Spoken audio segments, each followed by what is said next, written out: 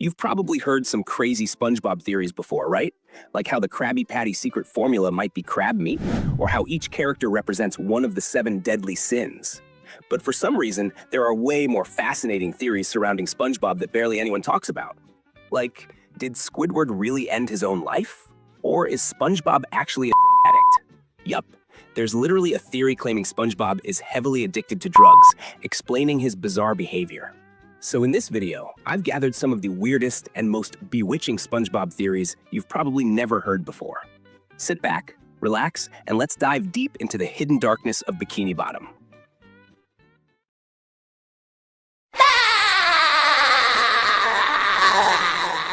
Have you ever wondered why SpongeBob never seems to age, or why he can get flattened, exploded, or torn apart, and just bounce back as if nothing happened? There's a dark theory that might explain this, and it's not what you expect. Some fans believe that SpongeBob SquarePants is actually a part of a secret cloning experiment happening right under Bikini Bottom. Think about it. SpongeBob is eternally cheerful, always energetic, and never truly changes, no matter how much chaos happens around him. He doesn't age, he doesn't get injured permanently, and every episode, he wakes up exactly the same. What if that's because the SpongeBob we see isn't the original? What if every time SpongeBob dies off-screen or gets destroyed in some bizarre accident, the authorities in Bikini Bottom or a higher organization simply replace him with a fresh clone? It might sound far-fetched, but there's more. SpongeBob's house is a pineapple, a symbol often associated with hospitality. But what if it's actually a hidden cloning facility, camouflaged to look harmless? The constant laughter, the unending energy, and the repetitive cycles of SpongeBob's life might just be programming glitches or limitations of the cloning process. Each clone is made to believe they are the real SpongeBob, waking up every day, ready to flip Krabby Patties, hang out with Patrick, and annoy Squidward endlessly. In some episodes, we even see SpongeBob split into multiple versions of himself, or duplicate himself in bizarre ways, like in Frankendoodle, when his Doodle clone appears, or in multiple SpongeBobs during jellyfishing chaos. Could these episodes be subtle hints from the creators about what's really going on in Bikini Bottom? And let's not forget the theory that Bikini Bottom is monitored by higher beings, or even Sandy, who might be the scientist overseeing these clones for research. The odd experiments Sandy conducts, her deep knowledge of the ocean, and her constant surveillance of SpongeBob might not be out of friendship, but as part of an experiment to study the perfect, endlessly optimistic creature. If you'll just step into the Proto Generator 2000. First, I close the proto chamber.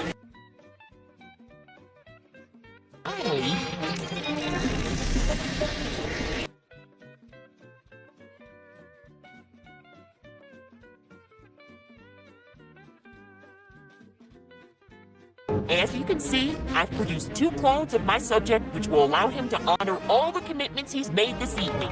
So the next time you see SpongeBob survive an explosion, only to wake up the next morning as if nothing happened, remember this theory. Maybe the SpongeBob you're seeing isn't the SpongeBob from yesterday. Maybe he's just one of the countless clones, living the same day over and over in the endless, bright chaos of Bikini Bottom. What do you think? Is SpongeBob truly himself, or just another clone in an experiment we were never meant to notice? Let me know in the comments.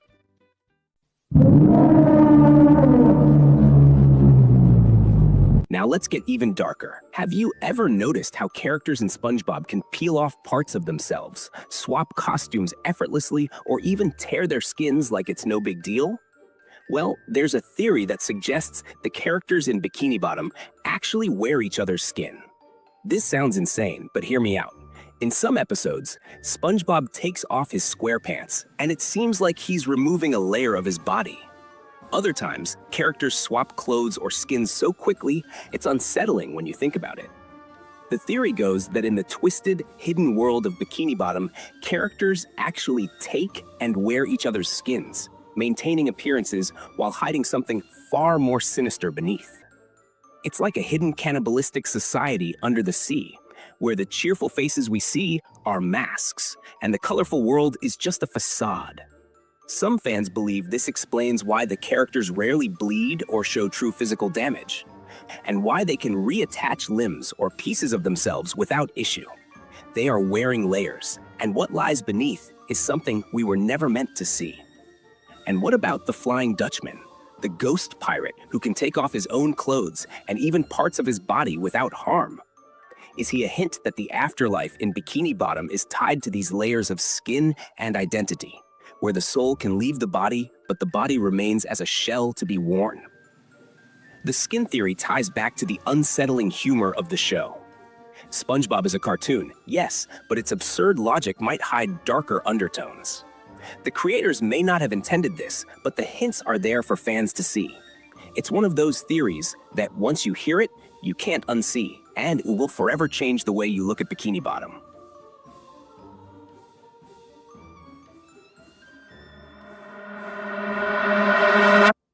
Now, here's a theory that might just ruin your childhood completely. There's a belief that SpongeBob SquarePants is actually a addict. Yup, you heard that right. Some fans believe SpongeBob's hyperactivity, his bizarre hallucinations, and the chaotic nature of his world are actually symptoms of heavy substance use. Think about SpongeBob's behavior. He's overly excited about the smallest things, has bursts of uncontrollable energy, and experiences wild, surreal adventures that don't always make sense. His obsession with jellyfishing could be seen as a metaphor for seeking his next fix, and his endless manic laughter could be covering something far darker beneath. His environment in Bikini Bottom is strange, colorful, and often shifts in ways that feel like a fever dream. Episodes where reality breaks down, like when SpongeBob goes into extreme panic over small issues, or gets stuck in endless loops of repetitive tasks, could be interpreted as hallucinations or withdrawals. Mr. Krabs, constantly exploiting SpongeBob's work ethic, could represent the system taking advantage of someone in a vulnerable state. And Squidward's annoyance might be the reaction of a neighbor watching someone spiral while being unable to help. While it's easy to dismiss this theory as just another dark take, it does make you look at SpongeBob's relentless energy and the bizarre world around him in a new light. Maybe his cheerful demeanor isn't natural at all. Maybe it's the mask of someone fighting inner demons while trying to maintain a smile. Of course, this theory is meant to be taken with a grain of salt, but it definitely makes you question. Is SpongeBob really just a happy-go-lucky sponge? Or is there a darker reason behind his constant need to find fun in everything he does? Let me know what you think in the comments.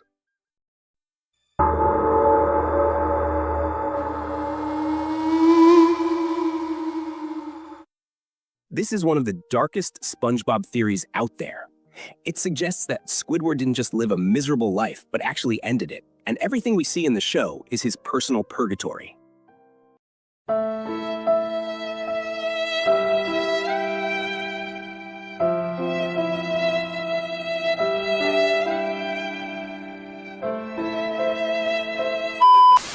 Squidward is constantly depressed, stuck in a dead-end job, and surrounded by people who annoy him every single day. No matter what he tries, he can't escape his reality, and his dreams of becoming a musician never come true. This theory claims that one day, Squidward finally had enough and took his own life, leading him to a purgatory where he's forced to live the same miserable existence forever, with SpongeBob as his eternal tormentor. Episodes where Squidward experiences bizarre hallucinations or endless suffering could be interpreted as him facing different layers of punishment in his afterlife. The repetitive nature of his life, his inability to escape Bikini Bottom, and the constant chaos around him could all be elements of his eternal punishment. This theory became more popular with the infamous Squidward creepypasta, a lost episode myth that terrified fans. While the creepypasta is fiction, it added fuel to the theory, making people wonder if Squidward's suffering is more than just a cartoon joke. It's a dark lens to view a children's cartoon through, but it makes sense in a twisted way. Squidward's hopelessness, his constant failures, and his inability to find peace align with many symbolic representations of purgatory. What do you think? Is Squidward stuck in a loop of suffering, paying for his misery in life, with SpongeBob's laughter as his eternal reminder of what he could never be?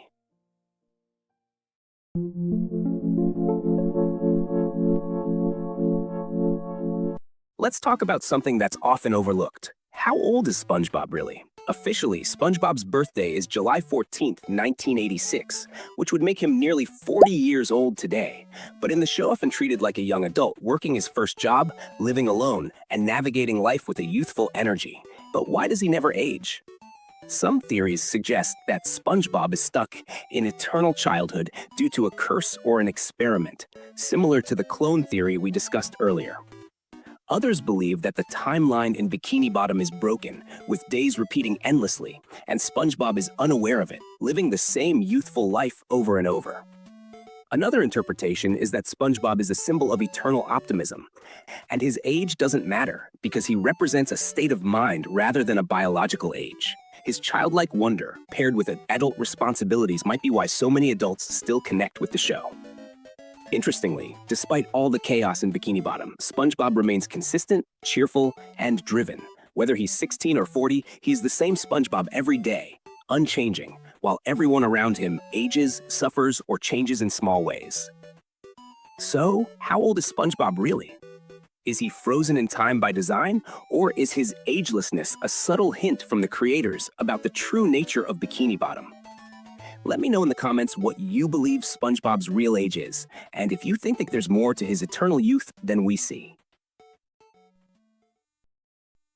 Sometimes my genius it's almost frightening.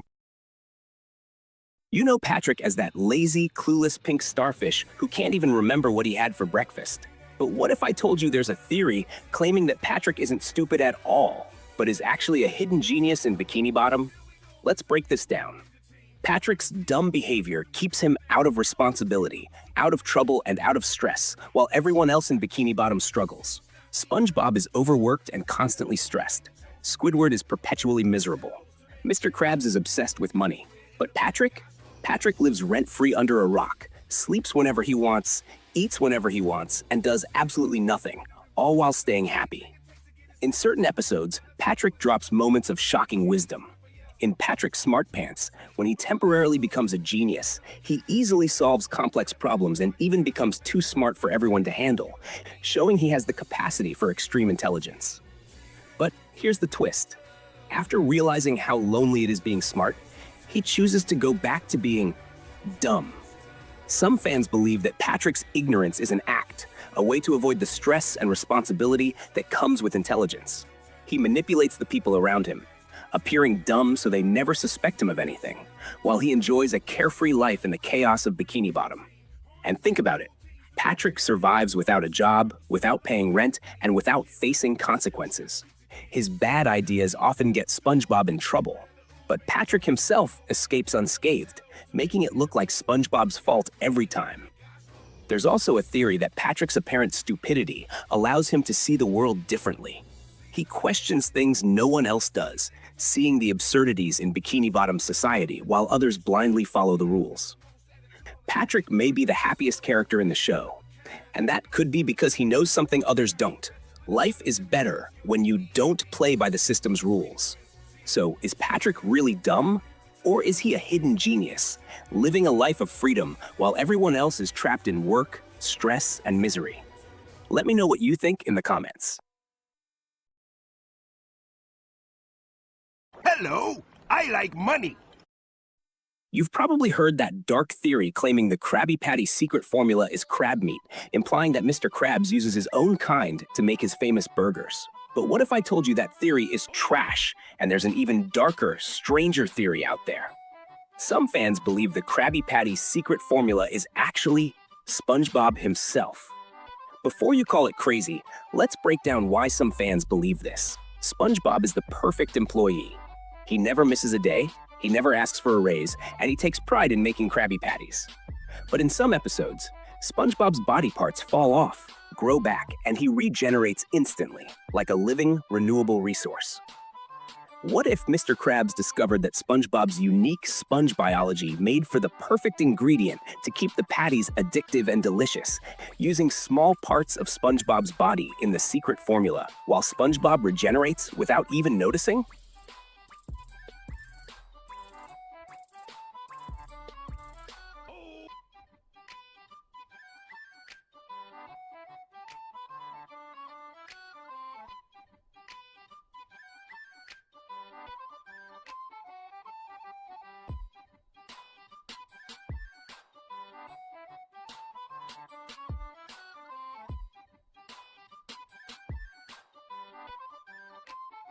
Can you reproduce by budding? Can ya? Can ya? Can ya? In episodes like To Love a Patty, SpongeBob's obsession with the patties goes beyond normal, almost like he's spiritually connected to them. It's as if he's drawn to the patties because they are literally a part of him. And think about how Mr. Krabs treats SpongeBob. He exploits his energy, his time, and his loyalty without guilt. If Mr. Krabs could find a way to use SpongeBob's body for profit, would he stop himself? Or would he simply view SpongeBob as another resource for his business empire? SpongeBob's constant injuries and recoveries could hint that his biology is different, making him the perfect endless supply for the Krusty Krab's true secret formula. What do you think? Is SpongeBob unknowingly the secret ingredient to the patties he loves so much? Let me know in the comments.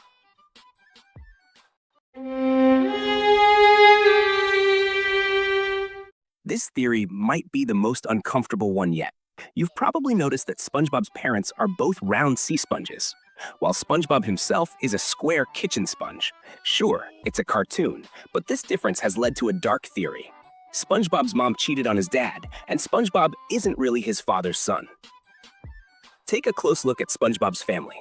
His mother, Margaret, has the same eyes, nose shape, and cheerful personality as SpongeBob, but his dad, Harold, looks completely different with his mustache and round shape.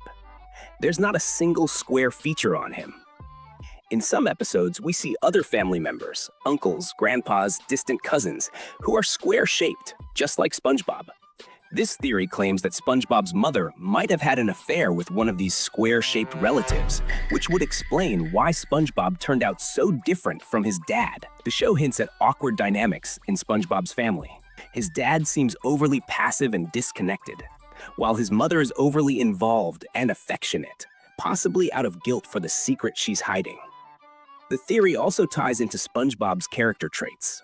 He's constantly seeking approval, is overly eager to please, and struggles with personal identity. These could be the subconscious results of growing up in a family with hidden secrets, where SpongeBob feels he has to prove himself to earn his place. This also explains SpongeBob's unusual energy.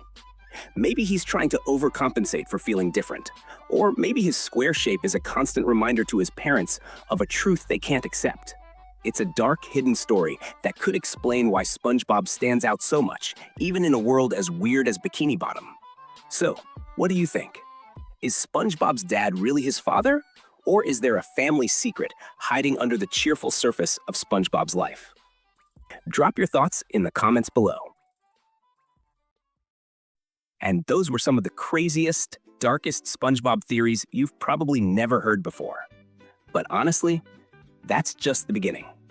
I found even more mind-bending theories, ones that will ruin your childhood in the weirdest way, and I'm saving them for the next video. If you want to keep diving deeper into these dark corners of Bikini Bottom with me, hit that like button, subscribe, and drop a comment letting me know which theory hit you the hardest. Or maybe which theory you believe is actually true. Because, let's be real, sometimes the things we watched as kids were hiding way more darkness than we ever realized. Thanks for watching, and I'll see you in the next one.